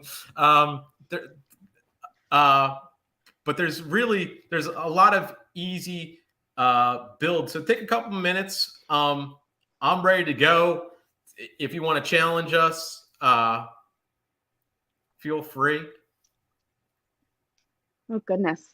The other thing I also like using the geometry tools, having students create geometry constructions in Desmos. The card sorts. Oh, do you build your own card sorts, Nick? Do you like building your card sorts? Sometimes I do. Yeah. So one of my favorite builds for card sorts as an Algebra 1 teacher is to, if I'm doing parabolas and quadratics, is to have a card with an equation, have a card with how that's a visual, using words to say how that's visual transformation, and then the actual graph. I love it. So if I click on card sort, look what happens on my left-hand side here. So I have a choice. I can either go math or text card, an image card, or a graph card. So what if I did a graph card and I wanted to type in y equals negative x? And what that does is it gives me a graph of that equation. If I hit done, I now have a graph card here on my screen that has that graph. And then what I can do also is I can pick the matching equation. I can type in a math text of, let's do here. One thing I should point out, and I know that you pointed it out on a graph, but also in a lot of the inputs, you have this option for math types, typing math. And if I click there, it allows me to type things like fractions, which for this graph, it doesn't have a fractional slope, but what if I did something like 1/2? I have the option of typing 1/2 with it looking a little bit more mathy, is that a word? Than it would if it was not. So maybe I'm going to throw in let's throw in another card here that was for that graph, which is y equals negative x. I'm going to throw in another graph card of, what was that? Why don't you do y equals. Yeah, do that one. And then why don't you put one as increasing and one as decreasing? Ooh. Put the words increasing and decreasing. You got it.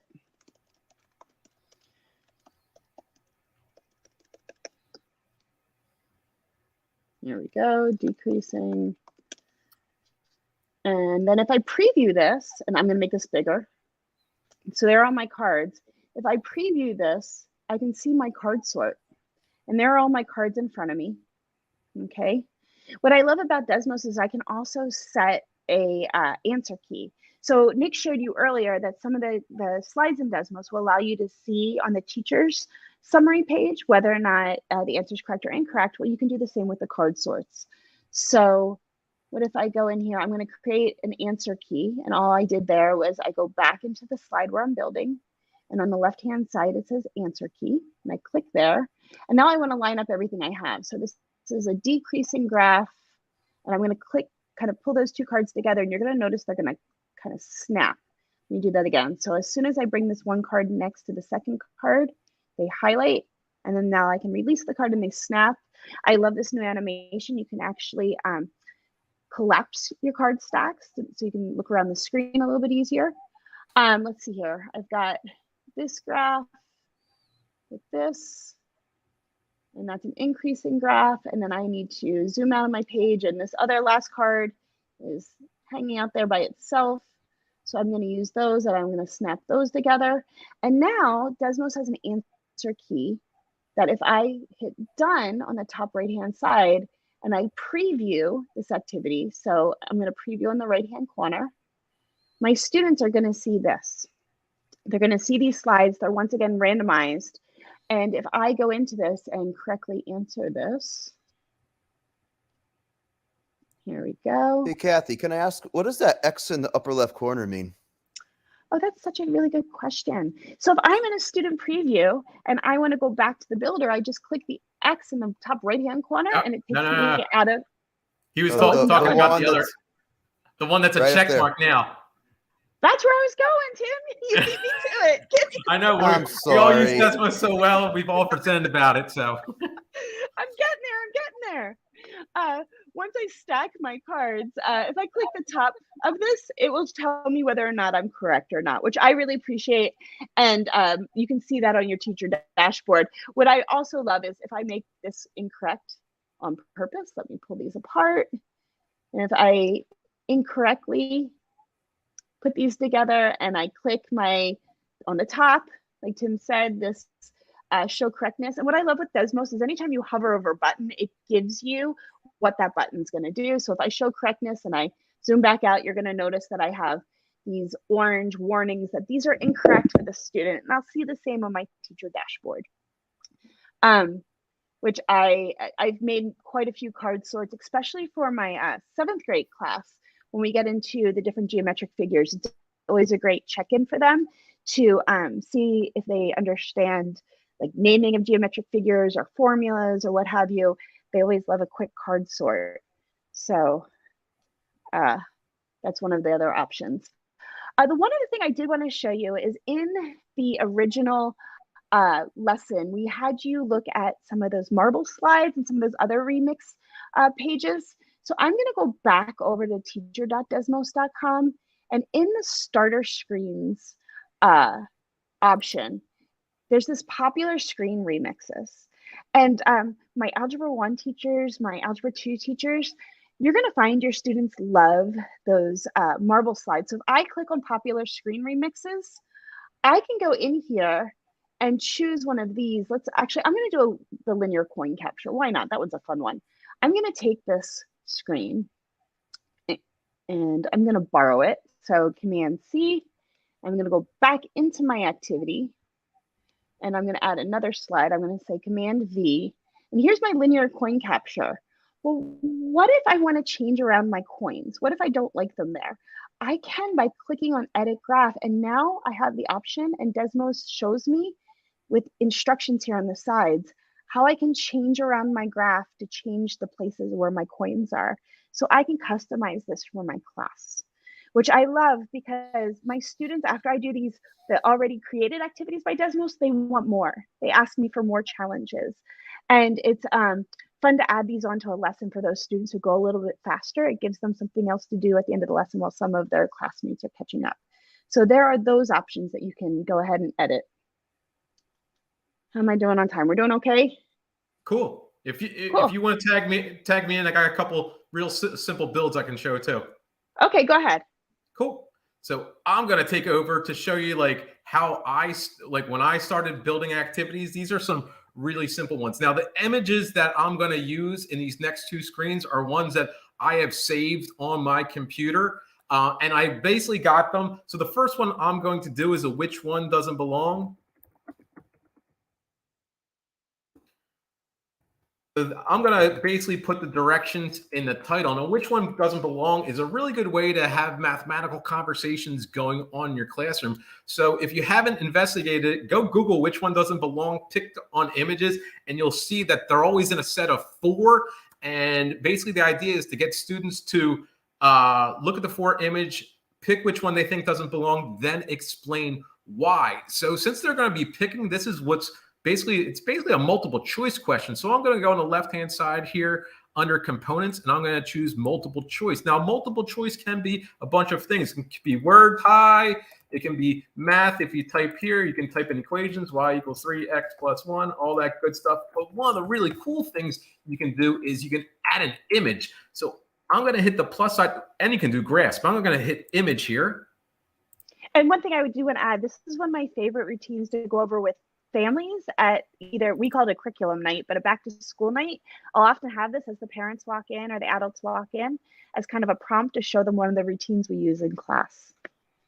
All right, and you can see that these are on my desktop because I do a lot of presentations. So here are the 4 images. So there's the first one, and it's going to upload that. And I go to add another image, and I'll pick which one doesn't belong to. And a third image, and I do which one doesn't belong 3, and another image, which is which one doesn't belong 4. So once again, I got these 4 images by going to Google, typed which one doesn't belong, and I'm a big fan of a snipping tool. I snip these 4 images from that, and now I have the option, besides giving the students the 4 visuals to pick from, one of the check marks is ask students to explain their answer. And I'm going to go, heck yeah, I want that checked right here. And I also want students to show their classmates responses. So now I want to sort of see how the students would see this. So I'll go up here to my preview button, like Kathy was modeling for us.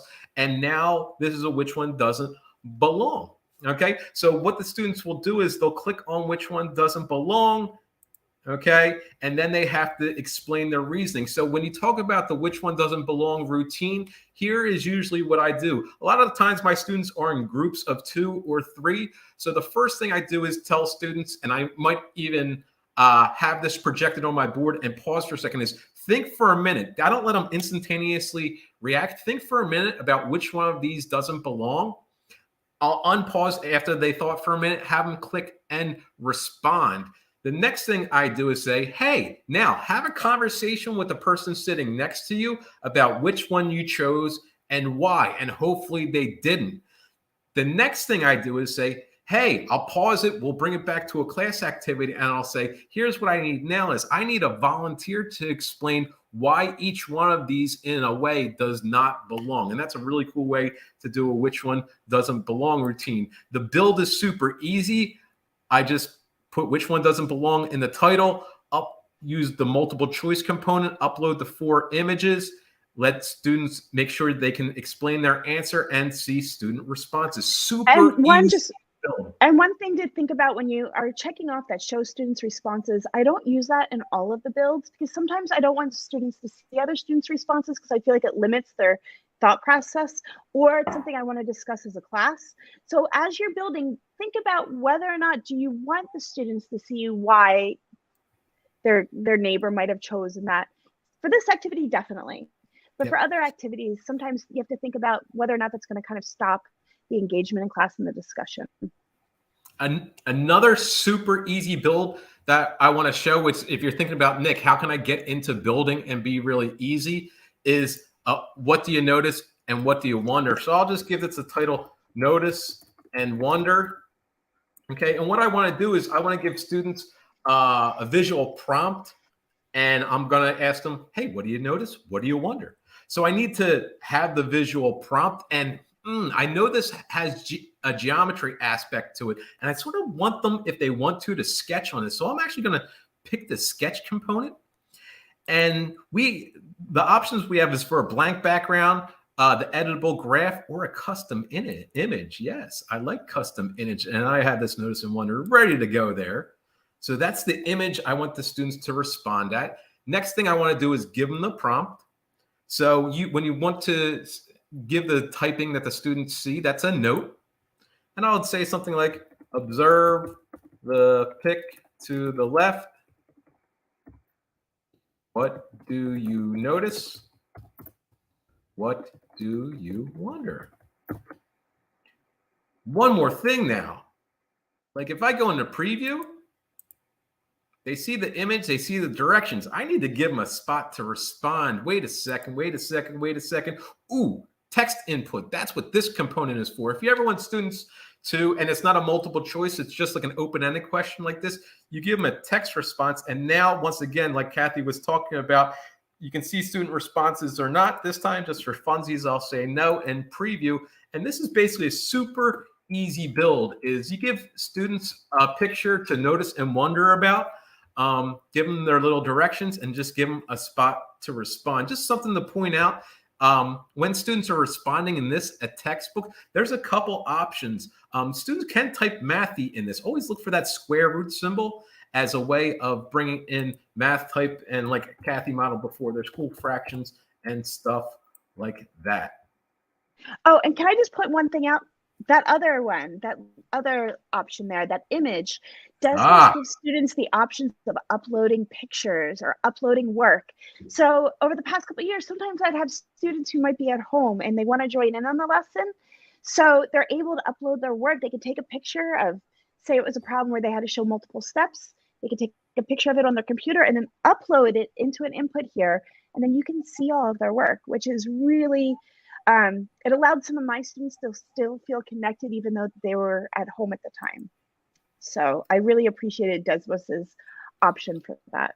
And since I'm screen sharing now, it's probably something Kathy was going to do, but I'm going to do it. Make sure when you build an activity, something that's different than Google Slides that you sort of need to do is the last step when you're done building is hit that publish button. You hit the publish button, and that's when it makes it like an official activity and will give it its own landing page. Now you can, even though it's a custom activity, there's still the idea of, hey, you can still do the teacher guide, okay? And you can still preview and all that good stuff. And just going back to the beginning where you had that option of either having a link or having it private. If it's private, it will not be searchable on Google, but if it's public, you can search it via Google. So just to let you know when you hit publish, that's the option. And I'm just going to point something out, Kathy, because I learned this the hard way. If you're going to make an assessment in Desmos, you really want to make it private, because I had a student finish a quiz very quickly when we were digital a couple of years ago, and I called him on it, and he said, Mr. Corley, I Google searched, teacher whatever, and my name, and it was quiz 10B. He goes, and I found your activity, and I had all the answers built into it. I go, I appreciate your honesty. Thank you for telling me that. So. Well, and also really, if it's copyrighted material, I mean, if you're using a textbook and you're using parts of that textbook, it should be a private link. Please don't publish it because of copyright issues. But then if you have an activity that you've created that you really want to share, make it public that if it doesn't have anything that's copyrighted. And it's great when you hear back from folks that they've used your activities in class. Here's a question. How many activities say 30 to 45 minutes, like a whole class? So I guess I can just pull out certain slides to show. There are quicker activities. So here's the thing, and this is what I love about Desmos. Some of these lessons will take a full class, some won't. And if you look at the teacher.desmos site, here, Nick, can you pull up teacher.desmos? When you're looking at the activities, it will tell you how long. If it's going to take 2 days, it is a-okay to pause that class and go back into it on the second day. You don't need to create a second activity. Just pause it. I pause it because my students are the students who are going to go home and they're going to finish it if I don't pace it out for them. The other thing is, yes, there are quicker activities. Sometimes I'll just run a Desmos 1 or 2 slides as a warm-up in class. Or sometimes I might use it as a ticket out the door that they finish. So it doesn't have to be a whole 30 to 45-minute class. Also, polygraphs take maybe 10 to 15 minutes in class, and they're an excellent way to ask students to, or they make students want to learn academic language in math class so they can play this Guess Who game. My students beg for polygraphs in my class. So sorry. No, good. Just one thing I wanted to we're talking about all the Desmos activities that are available for free. And just real quick, Desmos gave me a little bit of a privilege here when they knew I was presenting, or Kathy and I were presenting to a big group of, they actually have their own curriculum, which is basically like a digital textbook. It's really cool. Kathy and I have the rights to see it, and I've used it in my own classroom, and it was really dynamic. It's a blend of digital and math resources. It is paid, but I'm going to tell you something cool about the paid aspect of it. It's based on IM Math, which is amazing. Those delightful interactions are littered throughout the whole curriculum. I'm back in our activity right now on screen 22, so you can see this yourself. I'm projecting, but you can see this yourself. And some of this stuff is clickable, believe it or not. And I'm not going to spend too much time on it. And the results of the curriculum have been really, really dynamic. Like teachers, green is before Desmos curriculum and blue is after. And you can see that it's helping students learn. It's really cool and dynamic and an amazing tool, and enjoyment went up huge time. I really enjoyed. My students love it. My students, yeah. I'm using the 6th grade curriculum. I used it last year, and my students keep saying when are we gonna do more Desmos? And what I really appreciate about it, it's only about 80% technology and 20% paper. So it's not technology all the time. There are supplements that we use on paper. We use manipulatives, but the interactivity has made a difference in my students' learning. And this is one of the biggest things, and why I felt like I could take a second to talk about it, is look at this. Teachers felt supported using the curriculum. With most textbooks, most teachers are under 50%. Look at this. It's over 90%. It's really an amazing thing.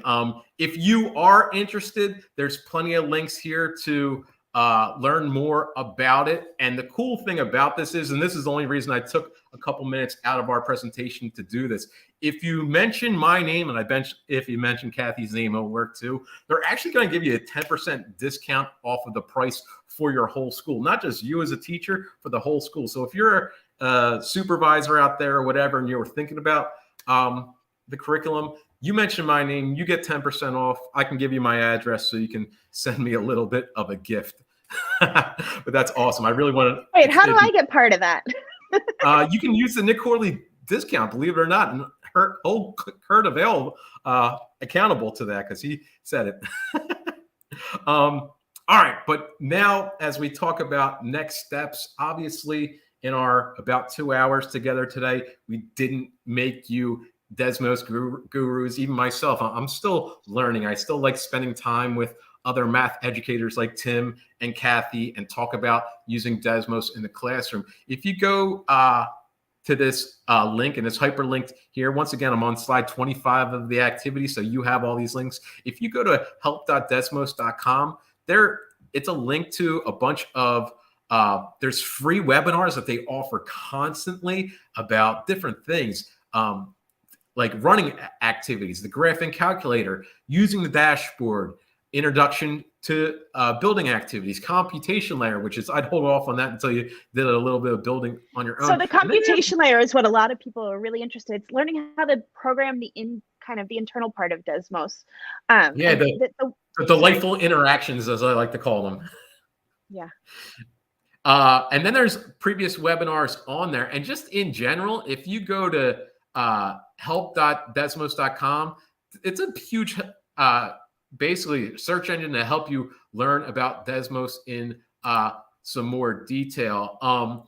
There is a new they're sort of branching apart Desmos, which is basically the graphing calculator and the tools and the activity website. So you can follow now Desmos Classroom on Twitter. Most of you might have already been following Desmos. Now follow Desmos Classroom. That's more insight into using the activity website. There is an educators page on the Facebook also, which is incredible because it's educators sharing activities, asking folks for feedback on their activities. I often see Tim on there sharing his incredible activities that he's created, and just being really, people are very kind in offering what they've spent their time with, and it allows me more time in my classroom when I can borrow other folks' activities.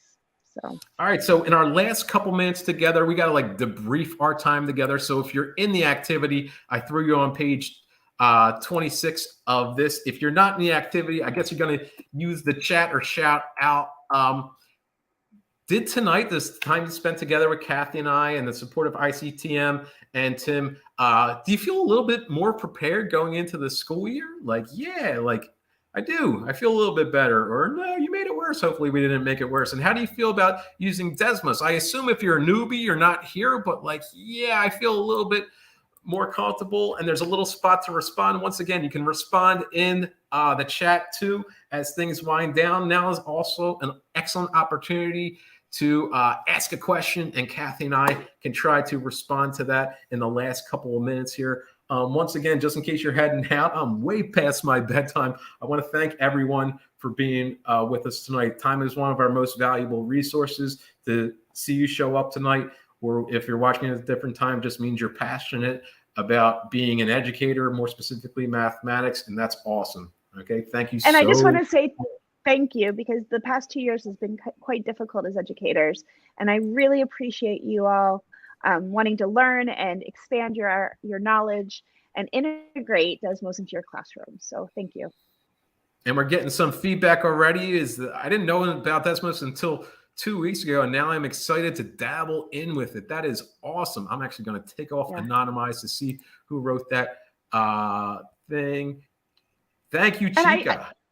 And I just want to reiterate, if you have any questions that you think about later down the road, please feel free to tweet to us, reach out. I work with We'd Chica. love to help you She's out. awesome.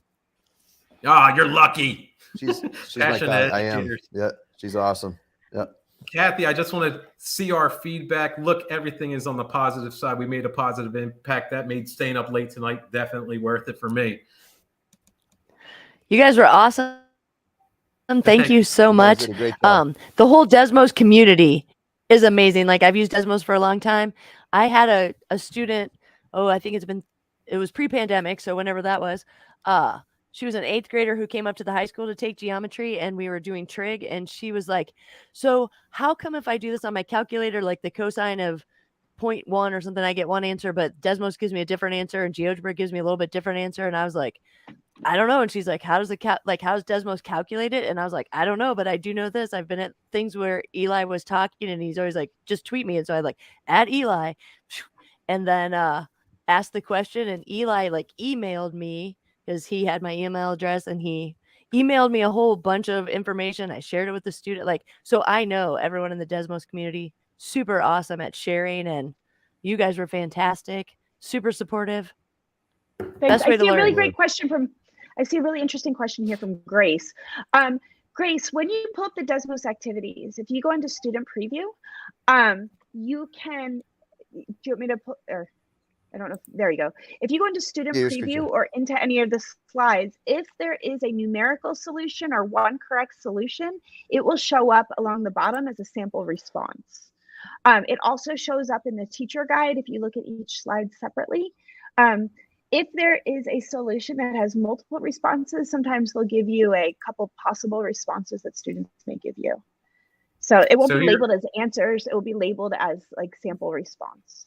So I'm in that pool borders problem. I'm on the main landing page and I click on student preview, which is how you should preview the activity. And the pages where there is a numeric answer, the bottom tabs, teacher move and sample responses, it's in the sample responses.